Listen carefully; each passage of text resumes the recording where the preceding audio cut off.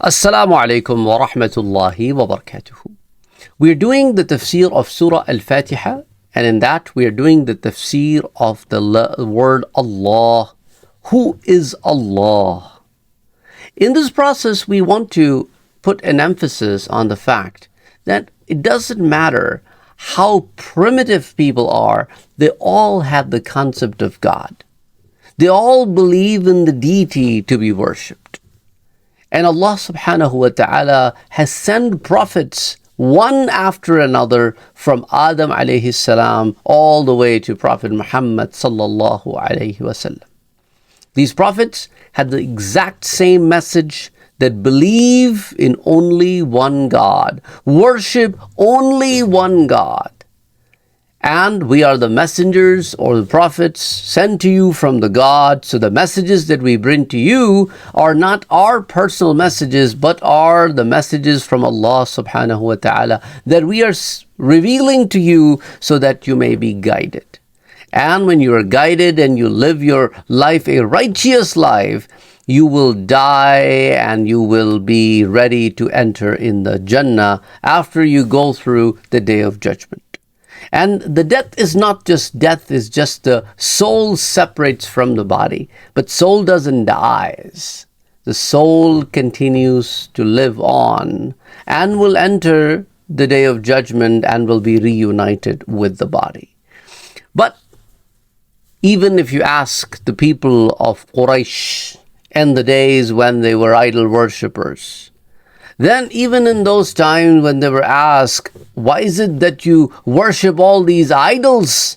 And they used to say that ma na'buduhum, we do not worship them, but illa liyuqarribuna ila Allahi zulfa, so that through worshipping them, we want to get nearness of Allah. So they had the concept of Allah subhanahu wa ta'ala. But when Islam came, Islam said that right from the day one when Adam alayhi salam was sent all the way down to this day, the message has been that no deity can be worshipped but Allah subhanahu wa ta'ala. No one can be worshipped. One can be associated with him. He is neither the Father nor the Son. He is one true God to be worshipped. And Surah Maryam, the story of Mary, the mother of Isa alayhi salam, in that very surah, Allah subhanahu wa ta'ala says, who am I? Rabbus samawati wal ard. I am the Rabb of the heavens and the earth. وَمَا بَيْنَهُمَا, and whatever is in between them.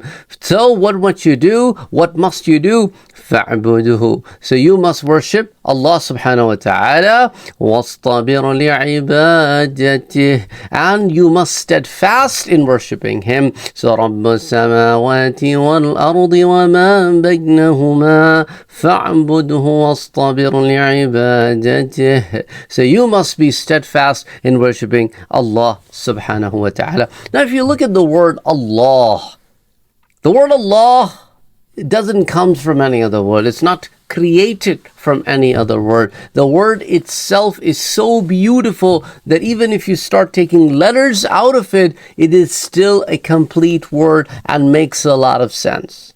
For example, the word Allah is Allah's name by which He introduces Himself to the rest of the beings.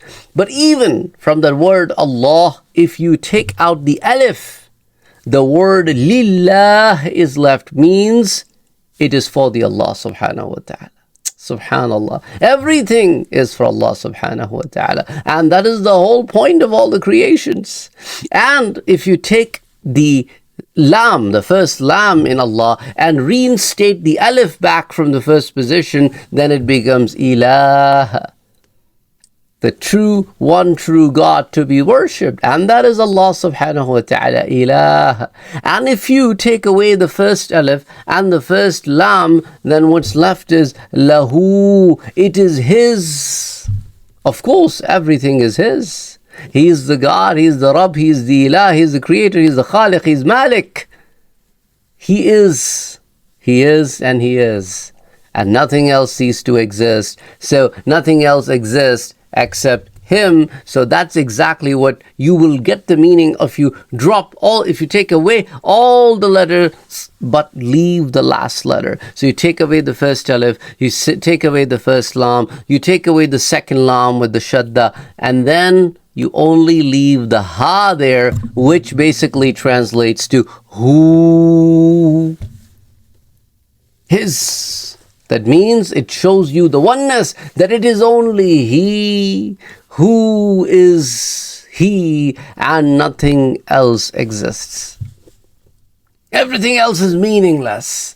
It is only He, and He is the one to whom everything belongs. Beautiful, beautiful word, Allah, that in all its different combinations makes beautiful, beautiful meanings, and we can all learn from it. So that word Allah's root words, there isn't any, other than they all point back to Him. Inshallah, we'll continue with this next time. Till then, Assalamu alaikum.